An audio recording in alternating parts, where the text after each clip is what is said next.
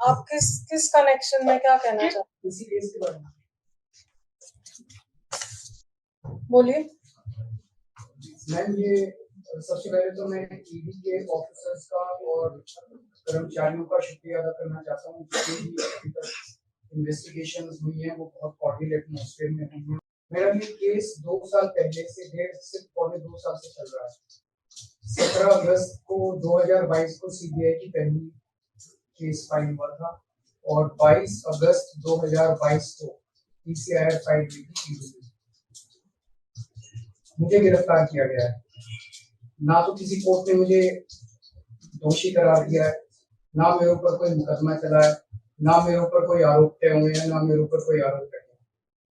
अभी तक इस केस में सीबीआई 31,000 पेज फाइल कर चुकी है कोर्ट में और 294 विटनेसेस को एग्जामिन कर चुकी है।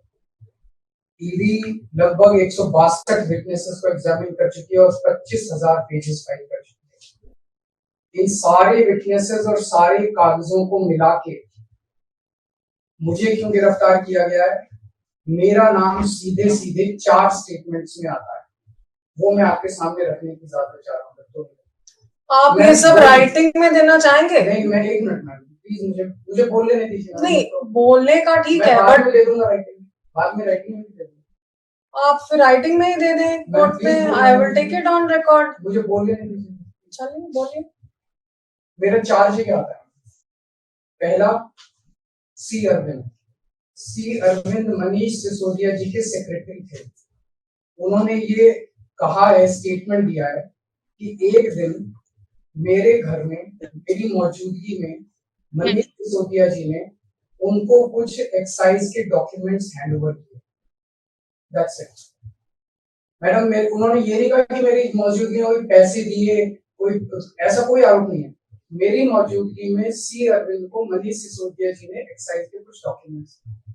मैडम, मेरे घर पे ढेरों एमएलए आते हैं, ढेरों मंत्री आते हैं, ढेरों डिग्निटरीज आते हैं, अपने अपने सेक्रेटरी लेते हैं, वो आपस में खुसर भी करते रहते हैं, आपस में डॉक्यूमेंट्स भी एक्सचेंज। मुझे क्या पता कि कौन किसको क्या दे। Is this a sufficient reason to arrest the second chief minister? क्या ये स्टेटमेंट एक सेकंड चीफ मिनिस्टर को अरेस्ट करने के लिए पर्याप्त है? नंबर 1।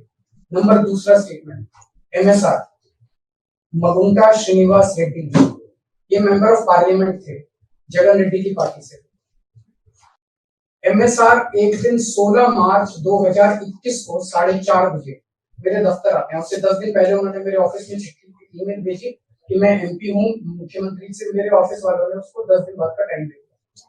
वो मेरे पास मिलने के लिए आते हैं 4:30 बजे।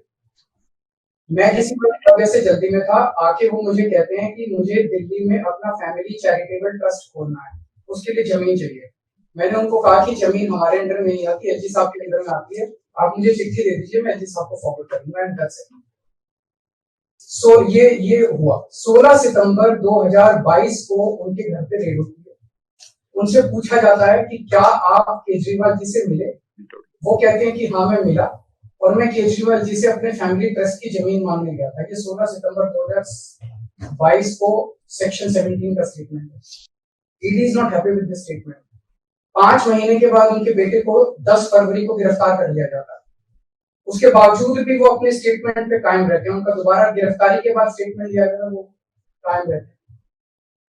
5 महीने जब उनका बेटा गिरफ्तार होता है तो बाप टूट जाता है। 16 जुलाई को बदल लेते हैं। एक मिनट, लेट मी जस्ट आपसे आशीर्वाद चाहता हूँ, please allow to the gal, since it is a virtual, this thing is playing to the gal. Please allow me to speak. This court has allowed by your objective. But the thing is, sir, alright, so many things. I get your point, but the thing is, आपकी submissions मुझे लग रहा है काफी lengthy हैं। नहीं है madam, आप writing में दे दीजिए। Only 5 minutes. I will just complete in 5 minutes. Why don't you give in writing? I will just complete in 5 minutes. Please allow me. I will not permit more than that. Please allow me. All right. करिए, बोलिए। उसके बाद वो 16 जुलाई को वो अपना statement बदल लेते हैं। 18 जुलाई को उनका बेटा छूट जाता है। उसके बाद उनका कोई स्टेटमेंट नहीं होता। That's it. स्टेटमेंट पे स्टेटमेंट हो रहे थे जब तक वो अपना स्टेटमेंट मेरे खिलाफ नहीं दे रहे थे। जैसे ही उन्होंने मेरे खिलाफ स्टेटमेंट दिया, बेटा भी छूट गया, स्टेटमेंट होने भी बंद हो गए और 3 अक्टूबर को उनका माफीनामा भी हो गया। Mission accomplished. इसका मतलब ईडी का मिशन केवल और केवल मुझे फंसाना था। 3 सेक्शन 50 के स्टेटमेंट है मैम, तीनों सेक्शन 50 के statement they are equal in the eyes of the law, तीनों बराबर है, तीनों की ग्रेविटी सेम है। तो उसमें से एक स्टेटमेंट के तवज्जो क्यों दी गई, क्या जांच की गई है जानने के लिए उसमें से एक की तरफ बाकी दो गलत है। जो 25,000 पेज ईडी ने फाइल किए हैं कोर्ट के अंदर, उन 25,000 में जो केजरीवाल के खिलाफ वाला स्टेटमेंट है केवल वो लगाया गया, बाकी दोनों स्टेटमेंट दबा दिए गए। क्यों मैम? कोर्ट के सामने तीनों स्टेटमेंट लाए जाने चाहिए थे ताकि कोर्ट डिसाइड करता है कि सच्चाई क्या है। चलिए ठीक है। 1 मिनट मैम, तीसरा स्टेटमेंट है उनके बेटे का, राघव मगुंटा से 16 सितंबर को उसके घर पे जब रेड होती है उनसे स्टेटमेंट लेते हैं, he says whatever his father had said। उसके बाद 10 फरवरी को उनको अरेस्ट किया जाता है। उसके बाद उनके 5 स्टेटमेंट्स होते हैं, पांचों स्टेटमेंट्स में वो वही बोलते हैं जो पहले बोला। फिर 5 महीने तक वो जेल में रहते हैं। उसके बाद जब 16 जुलाई को उनके पिताजी स्टेटमेंट बदलते हैं तो 18 जुलाई को उनको छोड़ दिया जाता है। तो 7 स्टेटमेंट्स उनके हुए, 6 में वो मेरे खिलाफ नहीं बोलते, 7वें में जैसे ही मेरे खिलाफ स्टेटमेंट देते हैं उनका उसके बाद कोई स्टेटमेंट नहीं होता, उनको जेल में कर दिया जाता है, उन्हें माफीनामा दे दिया जाता है। तो जो 6 स्टेटमेंट्स हैं ये रिकॉर्ड पे नहीं लाए जाते। चौथा है शरद रेड्डी के केस में 16 सितंबर को उसको अरेस्ट किया गया, 16 सितंबर को उसने अरेस्ट हुई, उसने मेरे खिलाफ कुछ नहीं बोला। 9 नवंबर को उसका स्टेटमेंट दिया, उसने कुछ नहीं बोला। 10 नवंबर को उसकी अरेस्ट हुई। उसके बाद उसके 9 स्टेटमेंट्स होते हैं मैम, 9 स्टेटमेंट्स वो मेरे खिलाफ नहीं बोलता।